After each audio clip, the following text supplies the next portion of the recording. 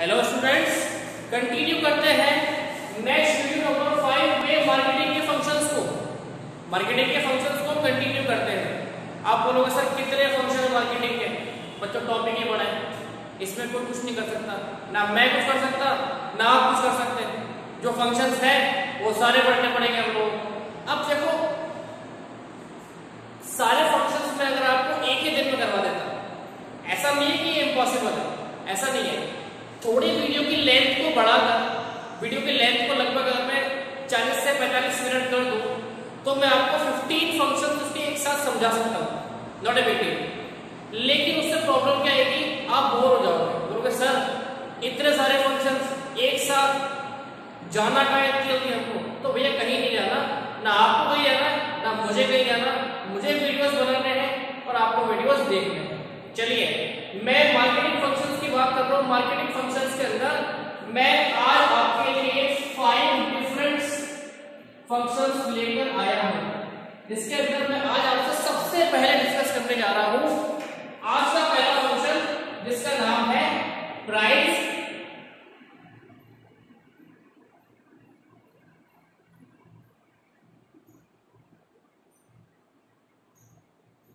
Determination. ये function का हम डिस्कस कर रहे हैं। अब इस डिस्कस करने से पहले मैं इसको अंडरलाइन कर दूं। अंडरलाइन करने के पीछे मेरा मोटिव ये है कि आपको फोकस हो जाए, कि मैं क्या पढ़ाने वाला हूं। अब एक बात मुझे बताओ कि प्राइस डिटरमिनेशन में सबसे इंपॉर्टेंट चीज जो आपको दिख रही है, सबसे इंपॉर्टेंट चीज जो आपको दिख रही है वो बच्चों क्या है हमारी?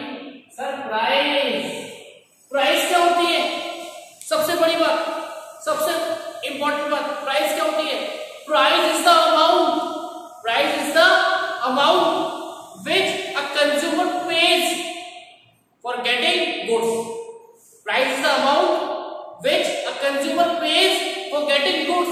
कंज्यूमर गुड्स को लेने के लिए प्राइस को पे करता है, कंज्यूमर गुड्स को लेने के लिए प्राइस को पे करता है, उसे हम बोलते हैं प्राइस।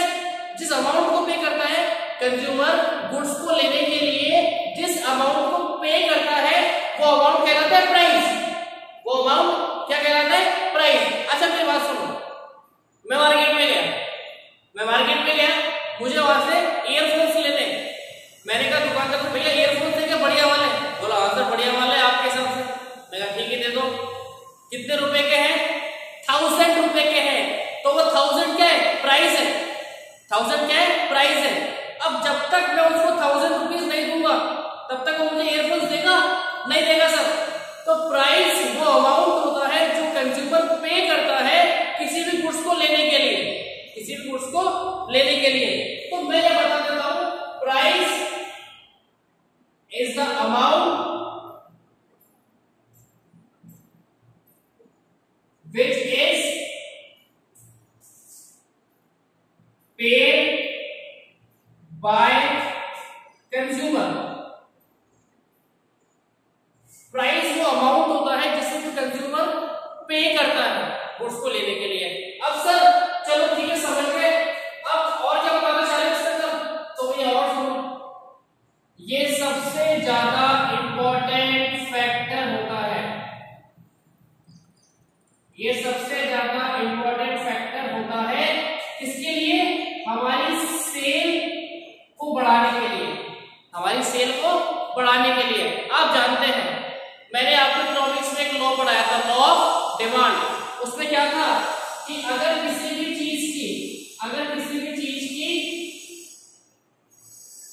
प्राइस बढ़ेगी तो उसकी डिमांड क्या हो जाएगी?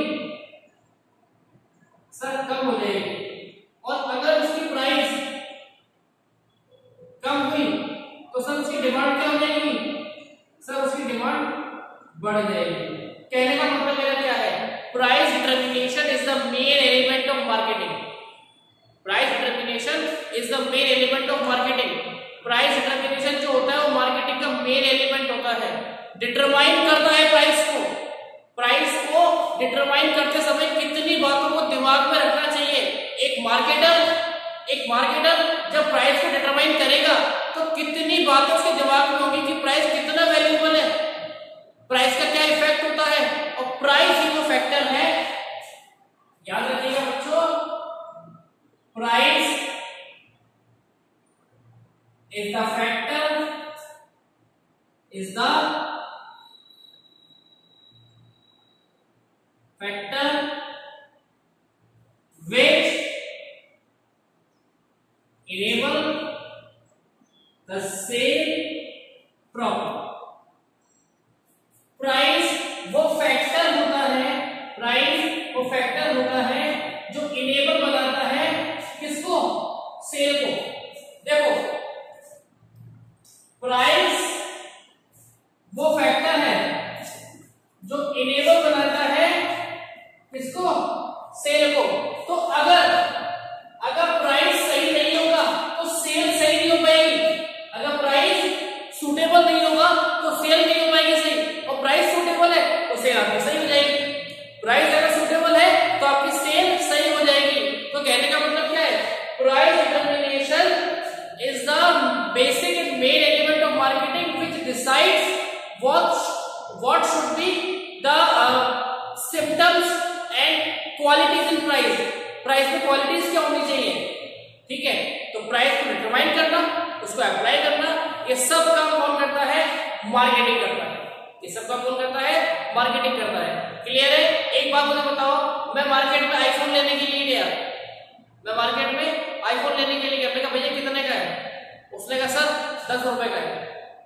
क्या 10 तो बहुत कम हो गए। उसने बोला सर 5000 रुपए का है। अब 5000 रुपए के अंदर सैमसंग का फोन है, समझने वाली बात है। 5000 रुपए में सैमसंग का फोन है, न्यू ब्रांड पेटी पैक, समझने वाली बात है। लेकिन 5000 रुपए में आईफोन आ रहा है, मतलब सर कुछ ना कुछ जोल जाल है इसके। क्या उसकी डिमांड होगी, सर नहीं होगी, बिल्कुल नहीं होगी।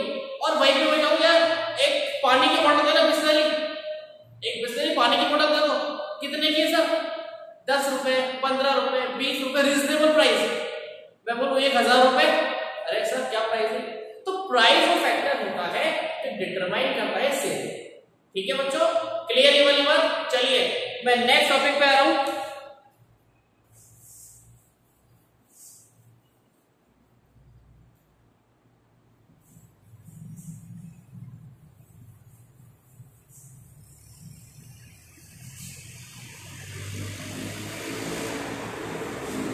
नेक्स्ट मेरा पॉइंट है sales.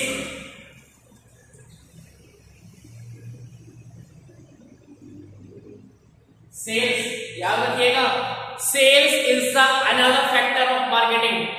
Sales is the another factor of marketing. Sales क्या होता है, मैं सेल्स की बात अगर करूं तो सेल्स क्या होता है, सेल्स को मैं अगर डिस्क्राइब करता हूं अच्छी तरीके से, वो अच्छी तरीके से करेंगे, ध्यान करेंगे जो सर सही बात है कि। चलिए सेल्स की अगर बात करूं तो sales is the transfer, sales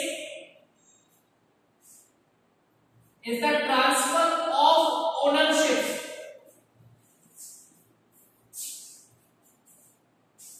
sales is the transfer of ownership। sales क्या करता है, ओनरशिप को ट्रांसफर करता है। सेल्स क्या करता है, ओनरशिप को ट्रांसफर करता है। क्या मतलब है कहने का, गुड्स कौन बनाता है, सर मैन्युफैक्चर। कहां तक पहुंचती है, चलो बात करते हैं, एक बार से एक फ्लोचार्ट पूरा देख लेते हैं। सबसे पहले मेरे किसकी बात होगी यहाँ पे, सर गुड्स की बात होगी। चलो समझ गए सर, गुड्स की बात होगी। सबसे पहले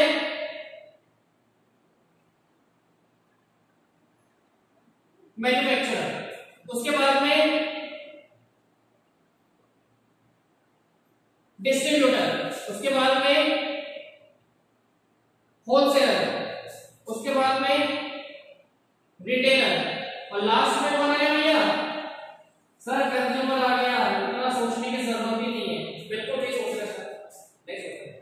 सबसे पहले गुड्स किसके हाथ में होती है, मैन्युफैक्चरर। उसके बाद में किसके हाथ में आती है, डिस्ट्रीब्यूटर। उसके बाद में किसके हाथ में आती है, wholesaler, then retailer, then consumer. क्या हो रहा है, डिस्ट्रीब्यूटर ने अमाउंट पे किया, डिस्ट्रीब्यूटर ने अमाउंट पे किया, इसलिए गुड्स पे कर। डिस्ट्रीब्यूटर ने अमाउंट पे कर दिया, इसने गुड्स पे कर दी, सेल्स हो गई, सेल्स हो गई ना। अच्छा ये बात क्लियर है ना, डिस्ट्रीब्यूटर ने मैन्युफैक्चरर को अमाउंट पे किया और मैन्युफैक्चरर ने गुड्स किसको ट्रांसफर कर दी, डिस्ट्रीब्यूटर को। अगेन साइक्लिक प्रोसेस है, होलसेलर ने अमाउंट किसको पे किया, सर डिस्ट्रीब्यूटर को, और डिस्ट्रीब्यूटर ने गुड्स किसको पे करी, सर होलसेलर। सेम काम रिटेलर करेगा, अमाउंट पे करेगा और ये क्या देगा इसको, ये इसको क्या देगा, गुड्स देगा। अल्टीमेटली क्या सॉल्यूशन होगा, हमारे पास गुड्स आएंगी तो हम क्या देंगे, अमाउंट, और यहां से हमारे पास गुड्स आ जाएंगी। तो बच्चों ध्यान से मेरी बात सुनो, आप नाराज मत हो कि मैं टॉपिक को इतना खींच रहा हूं। मैं ये बोलना चाह रहा हूं कि sales is the transfer of ownership. Sales क्या होता है, वो गुड्स की ओनरशिप को ट्रांसफर करता है, गुड्स की ओनरशिप को ट्रांसफर करता है। इनिशियल लेवल की बात करूं, गुड्स का मालिक कौन है, सर मैन्युफैक्चरर, उसके बाद में डिस्ट्रीब्यूटर, उसके बाद में wholesaler, then retailer, ultimately consumer. सीधी सी बात है सर, प्रॉब्लम की बात नहीं है। तो सेल्स का मतलब होता है ट्रांसफर ऑफ ओनरशिप। इसके अंदर क्या होता है, गुड्स की जो ओनरशिप है वो चेंज होती है, और ये कौन करता है, अल्टीमेटली वही वाला नहीं, ये कौन करेगा, ये सब मार्केटिंग करेगा, मार्केटिंग की वजह से ही होगी। ठीक है, मार्केटिंग होगी तभी गुड्स की जो ओनरशिप है वो ट्रांसफर हो पाएगी। चलो यहाँ तक कोई दिक्कत किसी बच्चे को नहीं है, दिक्कत है तो वीडियो पॉज करो, अभी तुरंत दोबारा वीडियो को देखो, जो प्रॉब्लम है तुरंत आप मुझे कांटेक्ट कर सकते हैं। मेरा कांटेक्ट नंबर मैं वीडियो के लास्ट में दे दूंगा, डोंट यू वरी। चलिए आगे बढ़ते हैं।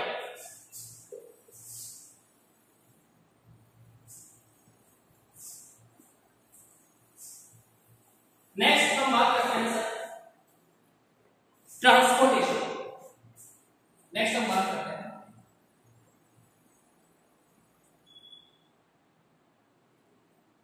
ट्रांसपोर्टेशन क्या होता है सर। तो देखिए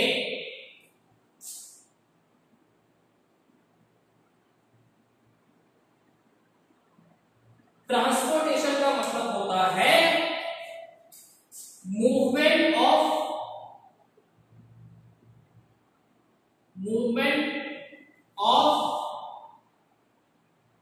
goods from one place to another place, one place to another place. क्या होता है इसके अंदर, अच्छा मैंने अभी आपको एक चार्ट बताया था ना, अब आप बोलोगे सर फिर रिपीट करोगे क्या, अरे क्यों नहीं करेंगे, करेंगे सर। सबसे पहले कौन आ गया आपका, सर मैन्युफैक्चरर, फिर कौन आ गया आपका, सर डिस्ट्रीब्यूटर, फिर कौन आ गया आपका, सर होलसेलर, फिर कौन आ गया आपका, सर रिटेलर, और लास्ट में अल्टीमेट कौन आ गया आपका, कंज्यूमर।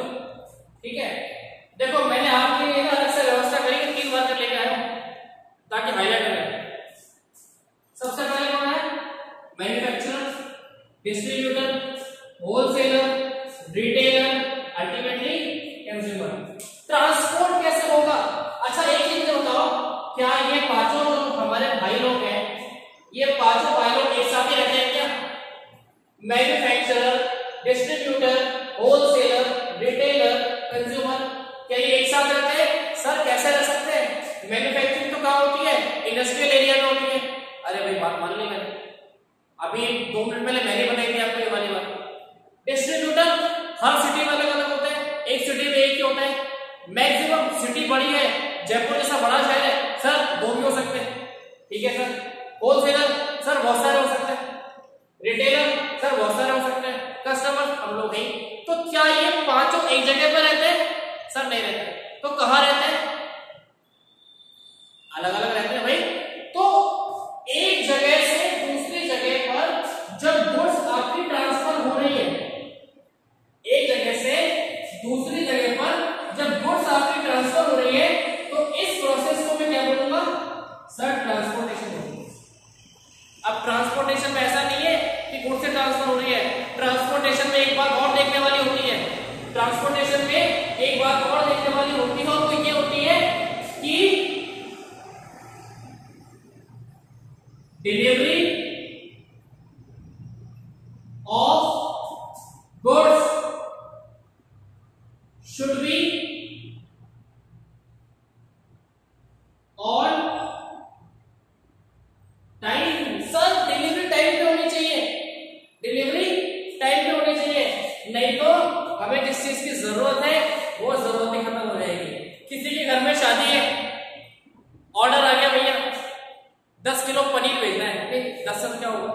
50 किलो पनीर भेजना है।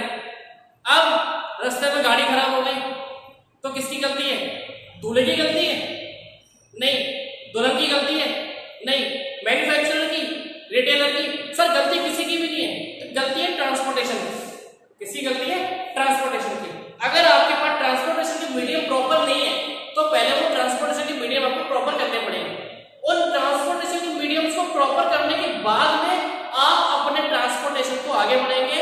याद रखिएगा, इसका अल्टीमेट एक ही मोटिव होता है, ट्रांसपोर्टेशन का अल्टीमेट एक ही मोटिव होता है, समय रहते कंज्यूमर तक सामान को डिलीवर कर देना। कंज्यूमर तक सामान को डिलीवर कर देना, this is known as the transportation. Done? Clear? चलिए आगे बढ़ते हैं। यहां पर ट्रांसपोर्टेशन हो गया भैया।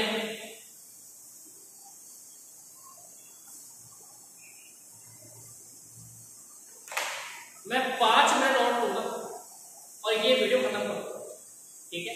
अब ये मत सोचना कि बड़ा हो रहा है, मैं मार्केटिंग फंक्शन से बहुत बोर हो गया, अब मुझे पढ़नी है इसकी लिमिटेशन, लेकिन उससे पहले क्या पढ़ना पड़ेगा? फंक्शन। तो खत्म कैसे करें? आगे बढ़ा। चलिए नेक्स्ट हमारे पास है स्टोरेज। नेक्स्ट हमारे पास क्या है? स्टोरेज। सर मेरे मोबाइल में 8 GB का स्टोरेज है, मेरे मोबाइल में 6 GB का स्टोरेज है, तो यहाँ पे स्टोरेज का मतलब मोबाइल्स की बात नहीं हो रही है, यहाँ पर स्टोरेज का मतलब है कि प्रोडक्शन यूनिट से लेकर देखो स्टार्टिंग में कौन आ गया? Sir manufacturer. फिर रिपीट हो गया, आप बार शुरू हो जाते हैं बात को लेकर। पहले कौन आ गया? मैन्युफैक्चरर। और अल्टीमेटली बात कर लेते हैं, लास्ट में कौन आया? कंज्यूमर। सामान यहां से ट्रांसफर होगा, इस प्रोसेस को मैं क्या बोलूंगा?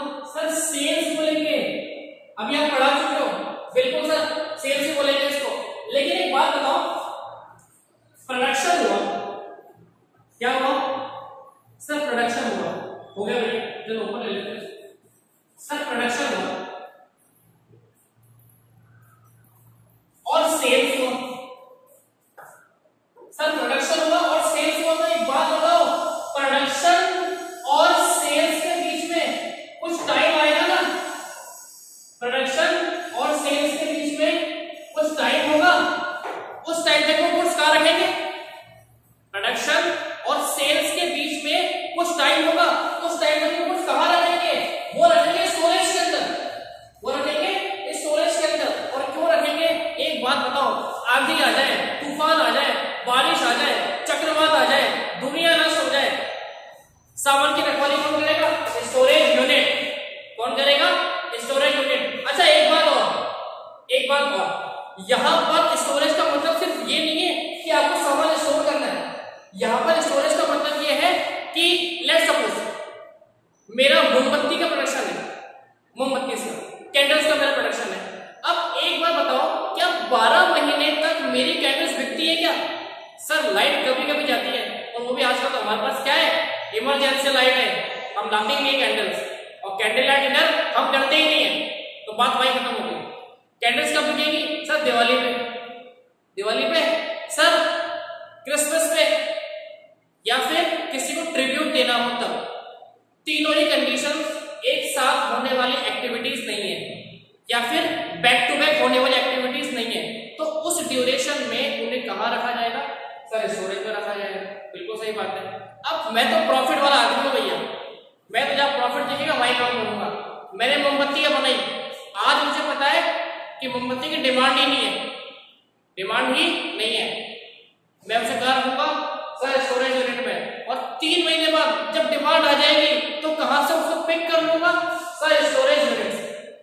समझ में आ गया? Storage, this is the another function of marketing. अब स्टोरेज का मतलब होता है बच्चों where housing.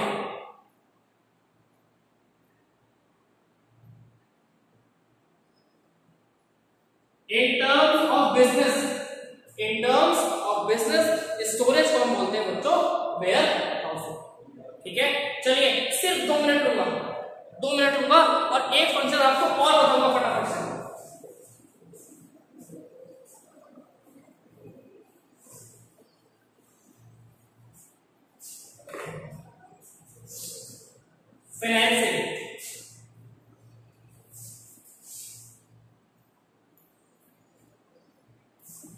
financing. This is also another important function factor of marketing. Financing के अंदर क्या होता है? फाइनेंसिंग का मतलब बच्चों सबसे इंपॉर्टेंट होती है। गुड्स को मैन्युफैक्चर किया गया, डिस्ट्रीब्यूटर तक आया, होलसेलर तक आया, रिटेलर तक आया, कंज्यूमर तक आया, इन सब के अंदर पैसा लगेगा ना। अरे भाई ट्रांसपोर्टेशन होगा, बिल्कुल सर होगा, स्टोरेज होगा, बिल्कुल सर होगा, कम्युनिकेशन होगा, बिल्कुल सर होगा, मार्केटिंग होगी, बिल्कुल सर होगी। अब बिल्कुल सर एक बात और बता दो कि क्या ये सारा काम फ्री हो सकता है क्या? क्या ये सारा काम फ्री हो सकता है? सर नहीं हो सकता। तो कौन सा फैक्टर रिस्पांसिबल हुआ है? Sir financing. Financing is the another important factor of marketing. इसके बिना मार्केटिंग पॉसिबल नहीं है। ठीक है, चलिए वीडियो को और बड़ा नहीं करूंगा मैं इस वीडियो को यहीं रोक रहा हूं। ये वीडियो नंबर 5 है। यहाँ पर मेरे मार्केटिंग के फंक्शंस कंप्लीट होते हैं।